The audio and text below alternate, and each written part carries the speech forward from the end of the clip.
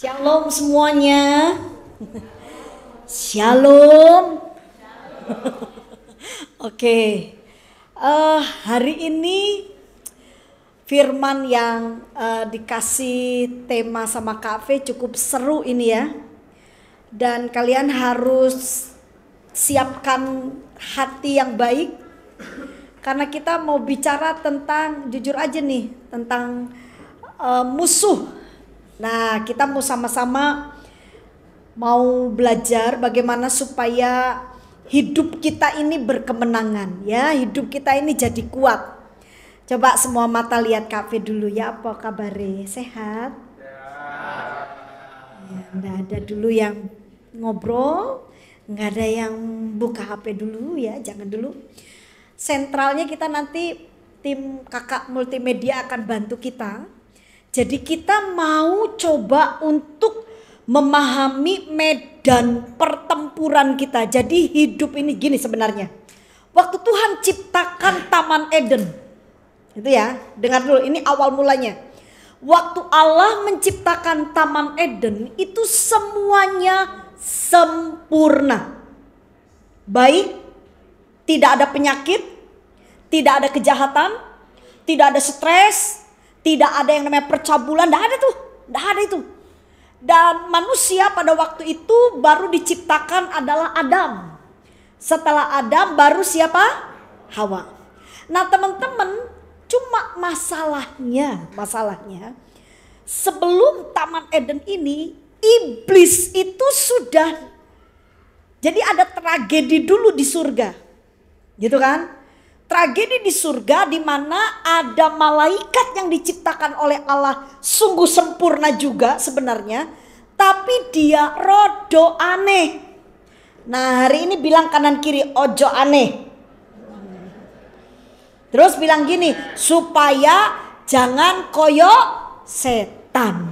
Ya, siapa di sini anak Tuhan katakan amin. Ayo bilang kanan kiri diingetin ojo koyo setan. Ya, oke. Teman-teman, coba perhatikan ya. Kak V firman Tuhan ini cukup singkat, tapi ini perlu pemahaman yang baik.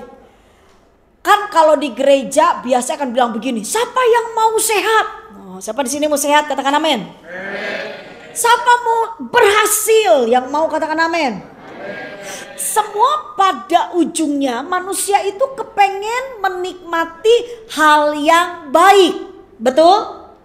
Tapi gara-gara manusia itu jatuh dalam dosa dan itu berawalnya dari si setan ini nih. Setan ini yang memang rodo aneh, diciptakannya itu sebenarnya sungguh baik, tapi dia muncul sesuatu yang aneh. Kenapa ya kok bisa kayak begitu ya? Kok Tuhan bisa membuat malaikat jadi kayak gitu? Bukan begitu, bukan karena Tuhan. Karena Tuhan pada dasarnya itu tidak mau otoriter. Tuhan itu bukan Allah yang otoriter. Yang dengar katakan amin. Jadi kalau kita manusia otoriter, kita tidak sama dengan siapa? Allah. Makanya manusia itu diciptakan sosial ya. Jadi tidak bisa, maksud gini, dia punya yang namanya kehendak bebas. Bukan robot. Setuju? Oke, nah sekarang dari pengertian ini kita mulai paham. Nah sejak manusia jatuh di dalam dosa mulailah ada yang namanya penyakit. Ada yang namanya kebodohan. Jadi kalau kalian lihat ada anak yang bodoh, itu bukan karena dirimu, tapi karena dari awalnya sudah ada kerusakan. Jadi kalau kalian lihat ada temenmu, ada keluarga, ada orang yang kamu lihat, kok aneh ya? Iya itu karena awal mulanya kejatuhan manusia. Nah tapi Kak pengen nih, dari awal kita kan kepengen hal yang baik, betul? Siapa yang kepengen hal yang baik? Katakan amin. Nah untuk kamu bisa meraih hal yang baik, entah itu masa depan, entah itu kesehatan, entah apapun, kamu harus berjuang untuk jadi pemenang. Untuk menjadi orang yang kuat. Nah untuk kita jadi pemenang, Untuk kita kuat, kita perlu memahami medan pertempuran. Nah ini kalau nggak dipahami kamu jadi salah langkah. Akhirnya KP jadi bingung ya. Ada anak-anak Tuhan yang punya musuh. Tak tanya, musuhmu siapa? Si A. Loh, kok musuhmu kok manusia? Karena Alkitab ini nuntun kita. Coba kita baca dulu Efesus pasal 6 ayat 10 sampai ayat 12. Yuk rame-rame yuk kita lihat. Yuk Efesus pasal 6 ayat 10 sampai dengan ayat 12. Baca bergantian. Ayat 10 laki-laki. Di sini siapa katakan laki-laki, amin. Nah, nanti ayat 11 cewek-cewek perempuan. Ayat 12 bareng-bareng ya. Yang siap diberkati katakan amin. Ayo cowok. Ayat 10, 2, 3. Lihat ke sini. Dibaca bukan dipelongon. Efesus 6 ayat 10, 2, 3.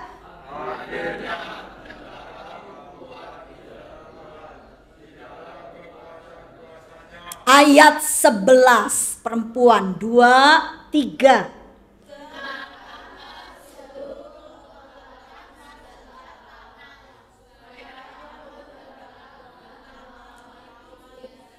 Iki loh, lawan kita siapa? Setan. Ya, lawan dari kita itu adalah kuasa gelap. Ayat 12. Nah, kita akan belajar bersama saya. Yuk, sama-sama yuk baca yuk ayat 12. 2, 3.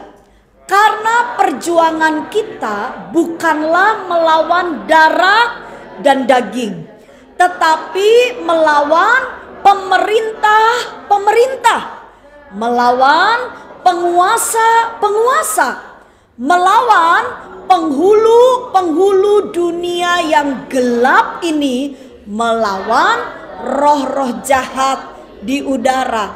KP akan jelaskan pada kalian singkat, simpel, tapi ini perlu dipahami. Ini firman ini kebenaran.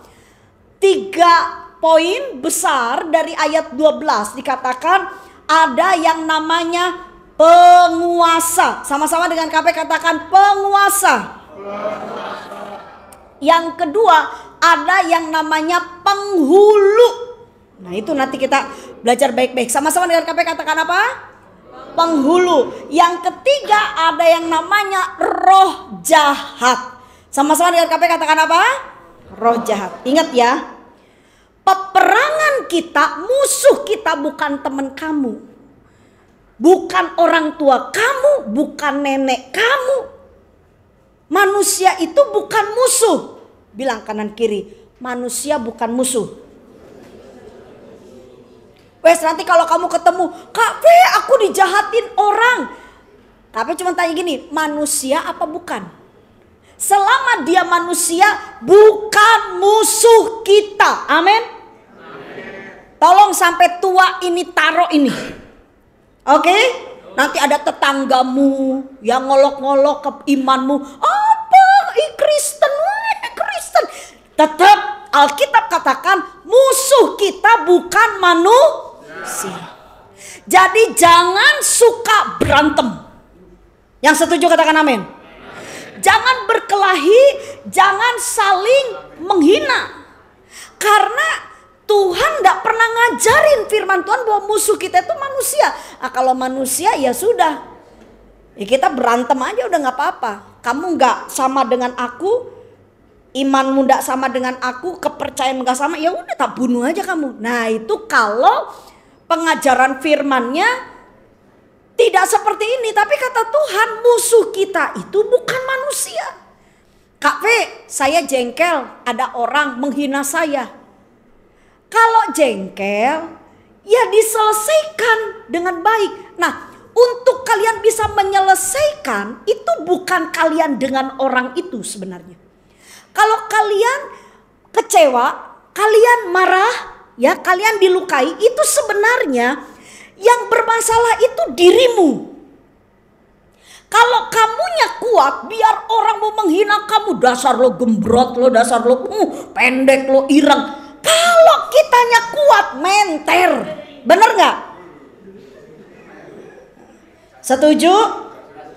Biar orang bilang, dasar lo bodoh, dasar lo kamu itu begini. Kalau kamu kuat, kamu gak akan bereaksi dengan berlebihan. Yang dengar katakan amin.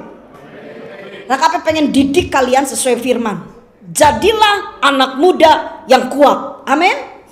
Nah sekarang begini, jadi KP kalau gitu seandainya aku dikecewakan, aku marah, aku lagi emosi, itu yang aku perangi siapa? Ini 3 hal ini.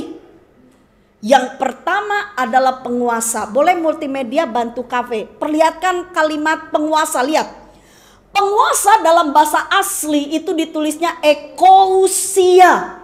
Ekousia, sama-sama dengan KP katakan apa? Ingat ya, hafalin. Musuh kita yang pertama apa? Manusia. Ya. Musuh kita yang pertama adalah penguasa yang ditulisnya ekousia. Apa itu ekousia?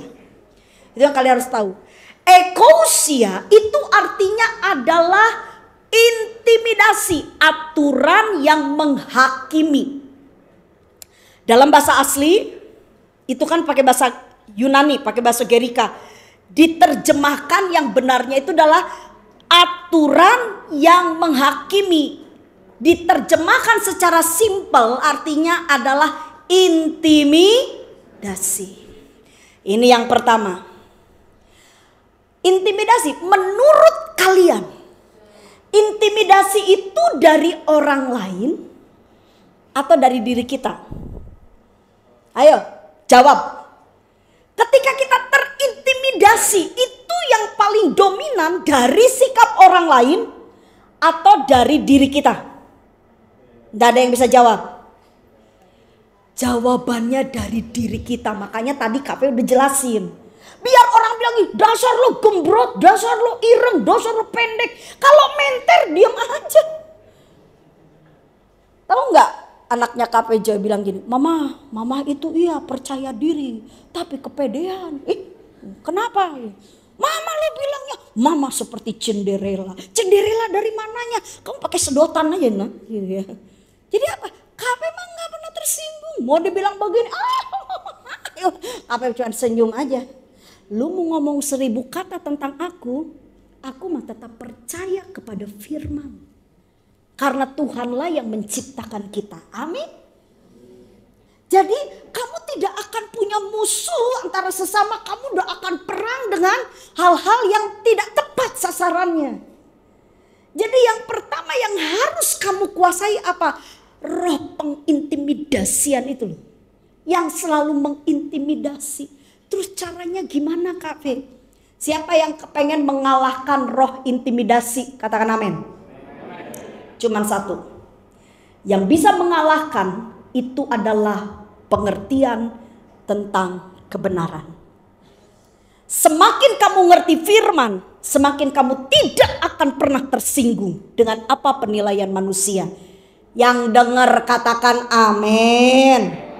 Jadi kalau kalian masih tersinggungan, itu artinya kamu gak pernah baca Alkitab. Mungkin baca tapi tidak mengerti baca atau apalagi di dalam gadget di scroll. Berapa pasal hari ini? Cece Christine tanya, berapa pasal? Cece, saya baca 10 pasal cuma di scroll. Gitu. Nggak ngerti apa artinya. Makanya orang semakin ngerti firman, hidupnya semakin santai. Nggak takut dia. Apapun pendapat, bahkan sekalipun ada orang yang mau meracun dia, dibilang hati-hati loh, kamu masuk daerah ini daerahnya banyak setan nih. KP pernah satu kali ada satu ibu, jarene ibu ini pendoa syafaat, tapi yang dilihat setan toh. Ada di sini yang suka doa lihatnya setan terus. Tak doakan sama KP, kemungkinan matamu diwale itu. Ya, kalau orang suka doa itu yang dilihat siapa? Ya Gusti Re, amin. Malaikat. Jadi ibu ini, Bu Vera. Terus KP tanya gini, kenapa Bu? Oh itu saya mau ini, saya coba urapi ibu dulu ya, pakai minyak pengurapan. Tar dulu, KP itu waktu itu pakai baju dan mau khotbah, bayangin mau dikocotin minyak. Loh ya apa baju KP? Terus sebentar Bu, kenapa Bu? Iya, saya melihat ada tuyul di belakangnya Bu Vera. Astagfirullah. Tuyul apa? Dia bilang gini, oh iya, enggak apa-apa Bu. Enggak usah diusir. Dia bilang. Kenapa? Kenapa KP bilang sama ibu, gak usah diusir Bu. Karena itu adalah cara pikiran dia. Yang dengar katakan amin. Ingat ya.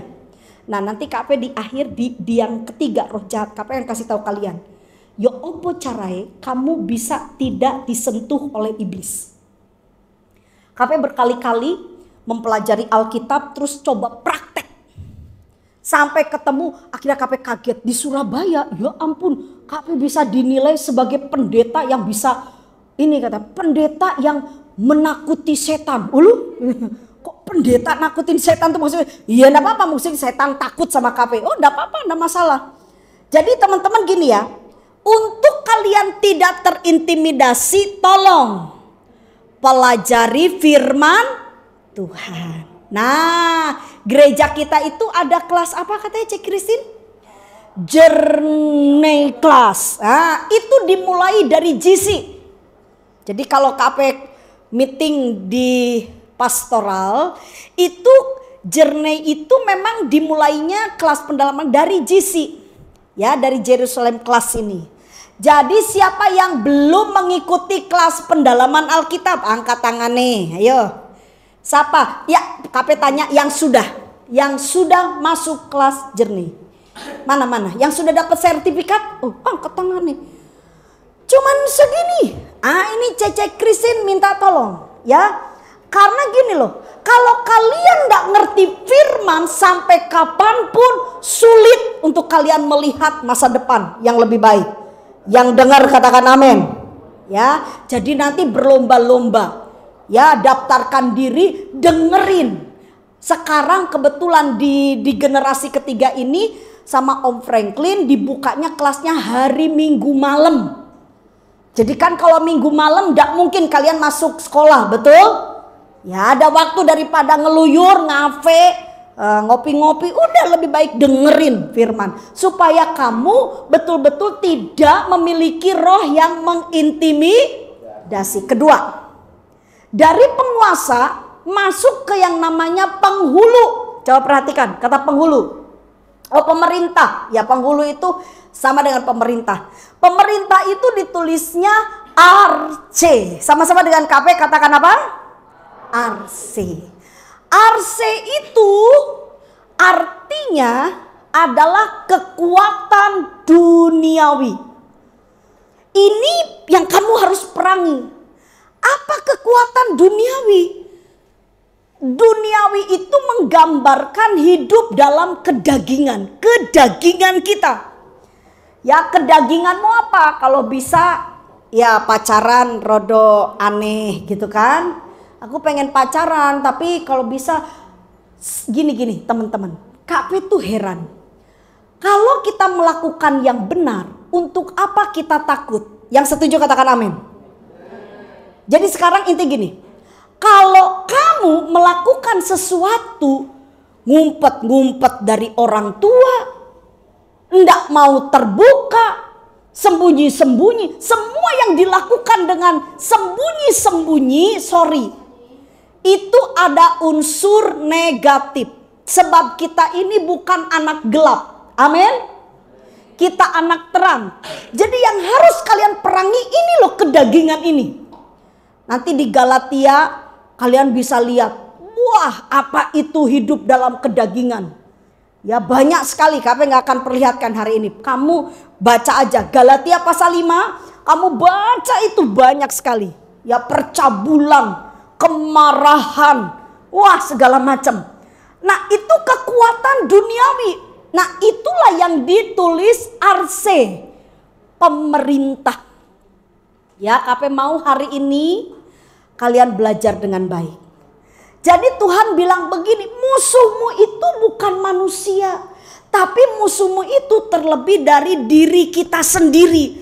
yang hidupnya terintimidasi, yang ada kekuatan-kekuatan kedagingan. Nah itu ndak boleh, Rek. Jadi hari ini bantu KP Khotbah bicara tentang hidup tidak dalam kedagingan, artinya kita harus hidup benar. Ayo kanan kiri bilang begini, sing bener gitu loh. Kamu bilang begini, tante saya udah kepengen pacaran tapi mama papa belum boleh. Sebentar, kenapa mama papamu melarang? Karena dengerin, pacaran itu dosa apa enggak? Tolong dijawab. Dosa apa enggak? Dosa jarene. Kalau dosa kamu nggak boleh menikah ya. Beneran. Pacaran itu enggak dosa. Dengerin dulu. Segala sesuatu yang mendatangkan masa depan yang baik itu baik. Cuma masalahnya kalau kamu melakukan tidak pada tepat waktunya, itu akan membebani kamu sendiri. Kenapa orang tua itu bilang ojo pacaran dulu, sekolah? Bukan berarti pacaran itu dosa, bukan. Bilang kanan kiri enggak dosa, bilang enggak dosa, enggak dosa. Cuma masalahnya kalau kamu melakukan sesuatu belum pada waktunya, itu akan membuat kamu susah. Dengerin. Susah kenapa? Jangan kamu nanti pulang dari sini bilang mama papa, papa mama kata tante Vera itu loh pacaran itu nggak dosa gitu. Dan mama papa nggak usah bingung, aku nggak akan susah. Kamu nggak susah, hati papa mamamu juga susah. Karena apa? Karena kamu belum waktunya. Tolong dengerin baik-baik. Karena KP sudah tidak mau lagi mendengar orang jatuh dalam seks bebas. Dengerin. Dulu KP pikir, wah anak remaja masih jauh. Tapi ini bahaya buat kalian. Perhatikan. Waktu kamu berpacaran, ini kalian harus tahu. Ketika kamu berpacaran, di hari awal-awal yang akan menjadi daya tarik dalam tubuhmu itu adalah pandangan. Itu awal. Jadi waktu cowok seneng nih sama cewek. Gitu kan? Itu yang pertama. Ingat, hubungan itu akan bertumbuh dan membuka pintu demi pintu. Tolong, ini pengajaran, kalian harus dengerin. Dan belum tentu mungkin gereja bisa memberikan informasi ini. KP pun mendapatkan ini selain dari konseling, konselor, KP juga coba meneliti.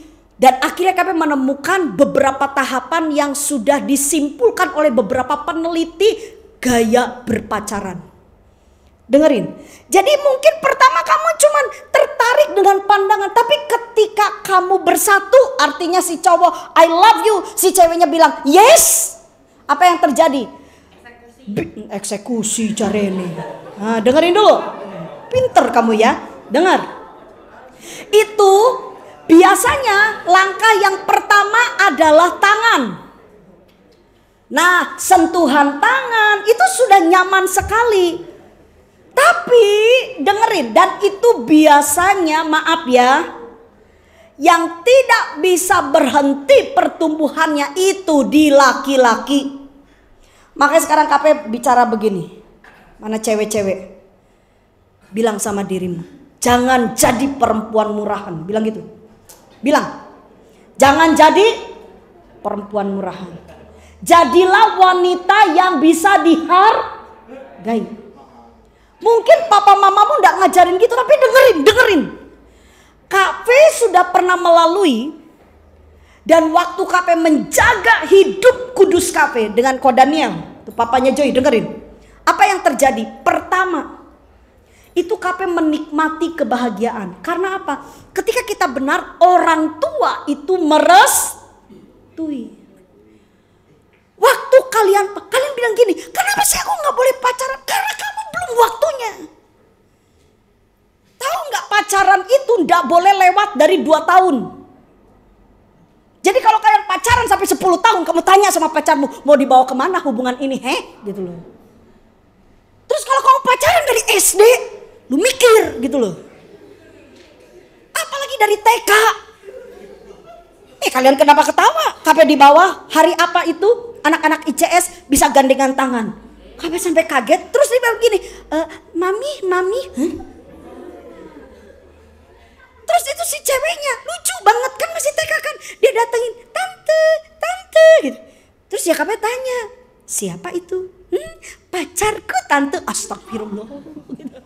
Iya. Pacaran yang sehat itu sebenarnya cuma 2 tahun. Itu sehat. 2 tahun ini dipakai apa? Bukan dipakai duaan, dengerin.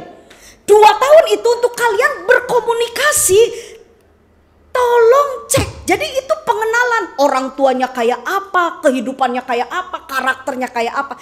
Jadi 2 tahun setelah itu harus siap menikah.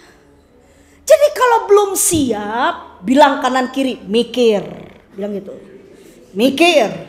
Nah, ini bicara tentang kekuatan dunia. Sekarang dunia ini sudah meracuni pergaulan seks bebas. Dengerin baik-baik, banyak bahkan KP tuh miris karena yang melakukannya bukan orang biasa-biasa, tapi para pelayan Tuhan. Ini KP baru selesai khotbah di retreat anak-anak Betani. Kaget KP. Karena KP tuh diundang dari tahun lalu, bayangin. Tahun lalu, ini bulan apa?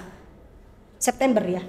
Bayangin KP diundang itu waktu bulan November tahun 2024. Diminta agendanya. Oke. Wah, ini yang menghubungi KP itu intensif deh. Tante nanti temanya ini. Pas 2 bulan mau hari H. Loh kok KP nggak dihubungi? Pas sampai ke sana KP cari orangnya. Loh kok nggak ada? Dan dia itu adalah ketua panitia retreat. Dia seorang pemimpin. Ya, setelah KP duduk makan, KP tanya sama gembala, loh, kok si A kan dia yang menghubungi saya, kok saya tidak lihat? Ya, menghamili orang. Dengerin, KP mau titip pesan nama kalian. Tolong jaga kepercayaan dari Tuhan, amin. Dan tolong jaga hati orang tuamu. Kamu dibesarkan itu tidak dengan biasa-biasa. Tahu nggak papa mamamu stres mikirin besok kamu makan apa? Kamu sekolah. Siapa di sini yang merasa sekolah gratis? Ada sekolah gratis. Biarpun ada sekolah gratisan. Sorry, nggak ada sekolah gratis. Betul? Dari rumah ke sekolahnya aja bayar. Betul? Udah selesai waktunya tuh. Tante jangan marah-marah terus. Udah marah-marah. Jadi itu yang KP pengen bagi sama kalian. Terus gimana supaya kita itu udah sampai terjerumus dengan kekuatan dunia? Cuman satu saja yang bisa membuat kalian kuat untuk tidak ada di pergaulan dunia, yaitu dengan cara kamu betul-betul hidup mendekat kepada Tuhan. Ya, amin. Belajar banyak berdoa. Belajar setia. Kalau ada komunitas sel, care, itu setia. Yang terakhir itu roh jahat. Coba perhatikan kata roh jahat. Nah ini udah memicu pada dedengkotnya ini ya. Roh jahat itu ditulisnya kosmokraton. Apa? Kosmokrator. Ini kreator ini. Kosmokrator. Sama-sama dengan KP bilang apa? Kosmokrator. Apa ini maksudnya KP? Roh jahat kosmokrator ini. Ini adalah roh jahat yang betul-betul itu roh. Itu roh.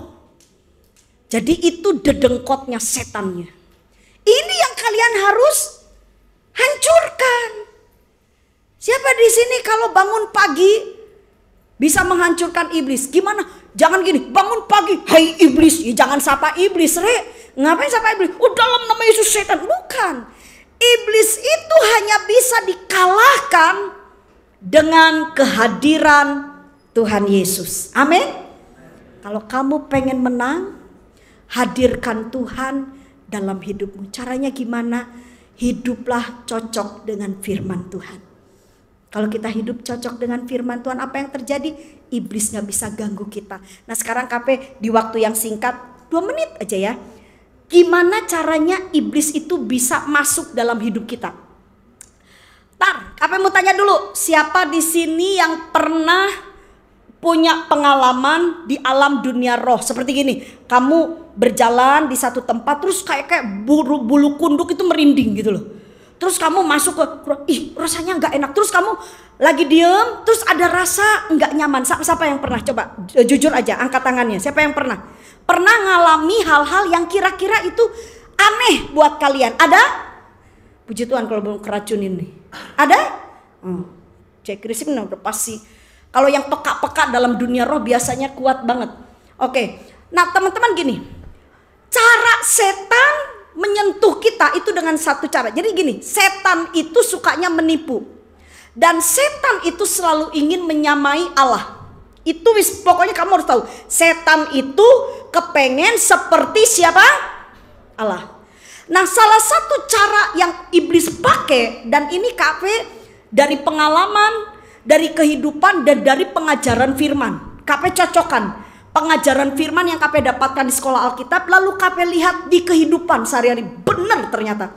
Setan itu akan bekerja ketika kamu percaya. Waktu kamu percaya, temanmu bilang begini, tahu nggak? Di belakang ada kuntilanak. Ketika kamu percaya, maka itu celah iblis bisa masuk. Dengar itu, oke? Yang paham katakan amin. Jadi siapapun yang ngomongin tentang kamu, di situ ada setan, ada meskipun sorry ya, satu kali KP ngerti, KP masuk ke ruangan. Jadi ruangan ya udah tak KP kasih tau lah. KP pernah punya rumah dan rumah itu dijual murah karena rumah itu murah karena apa? Karena ada setannya. Waktu KP masuk ke ruangan itu, KP nggak mau ngomong dengan siapapun karena belum tentu iman KP sama dengan mereka. Jadi waktu KP masuk, memang terasa banget atmosfernya udah nggak enak. Si tukang bangunan bilang gini, Bu, hati-hati yang di sebelah kanan. Ibu kalau masuk ke ruangan itu hati-hati. Tak kasih tahu sama kalian. Ketika tukang itu bilang seperti itu, KP cuma natap wajahnya bilang gini, emang kenapa Pak? Ada ini itu penjaganya. Dalam hati KP memang waktu KP masuk memang terasa sama rohnya KP nggak enak. Tapi KP nggak mau punya urusan dengan setan. Ya KP masuk aja. Tuhan bilang gini, Bu nyebut dulu, Bu nyebut apa? Aku nggak pernah nyebut gitu. KP masuk dan santai aja.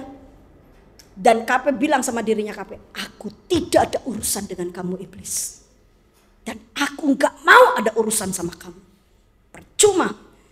Jadi meskipun, jadi KP kasih tahu gini, biarpun ada setan di sampingmu, selama kamu tidak percaya, dia tidak bisa mengganggu kalian. Yang ngerti berikan tepuk tangan yang meriah buat Tuhan kita. Meskipun setan ada, meskipun semua masyarakat bilang di situ ada setan, di situ ada, selama kamu tidak percaya, setan tidak bisa ganggu kalian. Amin. Tapi kalau kamu percaya setitik pun, di situ setan bisa merusak kita. Yuk sama-sama kita tundukkan kepala kita di hadapan Tuhan. Bilang sama Tuhan, salah satu yang membuat kita nggak bisa dirusak oleh iblis adalah pekerjaan dari Roh Kudus. Pekerjaan dari Roh Allah. Kalau kamu ngerti firman, kalau kamu bersekutu dengan Tuhan, setan gak bisa ganggu kalian. Dan hari ini KP kasih ingat kalian, jangan percaya. Waktu temanmu, waktu tetanggamu, orang tuamu sekalipun bicara tentang iblis, jangan percaya. Tapi tetap pegang perintah Tuhan. Jangan ngawur juga. Tetap kalian fokus kepada Tuhan. Ku buka hati untuk jamahanmu. Berserah penuh kepada Tuhan.